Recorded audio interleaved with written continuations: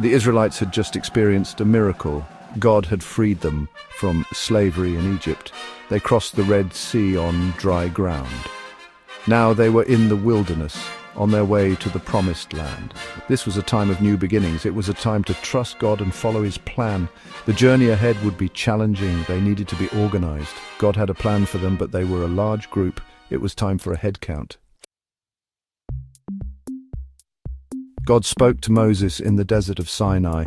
He told Moses to take a census of the Israelites. This census would count all the men who were able to fight. It was a big job, but Moses was faithful. He followed God's instructions. Moses wasn't alone in this task. God appointed Aaron to help him. Together they would number the people. This census had several purposes. First, it was to determine the size of the Israelite army. They needed to be prepared for battles ahead. The Promised Land wasn't empty. There were enemies to face. Knowing their strength was vital. Second, the census would help organize the people. They needed structure for their journey. Each tribe would have its place. This would prevent confusion and chaos. Third, the census would identify the leaders of each tribe. These leaders would be responsible for their people. They would receive instructions from God through Moses. Finally, the census was a reminder of God's faithfulness. Each man counted represented a life spared from Egypt. It was a testament to God's power and love. The census revealed a large and mighty fighting force. Each tribe, except for the Levites, had a significant number of men ready for battle. Reuben, Jacob's firstborn, had 46,500 men. Simeon had 59,300. Gad had 45,650.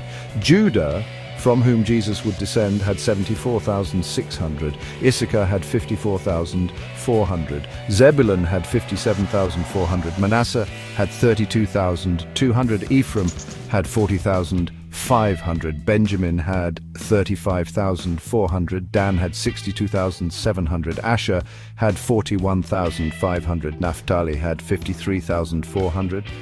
The total number of fighting men was an impressive 603,550. This did not include the Levites, who were counted separately. Section 5. The Levites set apart for God. The Levites were not included in the military census. They had a unique and sacred role. They were set apart for God's service. Instead of fighting, their duty was to take care of the tabernacle. The Levites were responsible for transporting the tabernacle as the Israelites journeyed.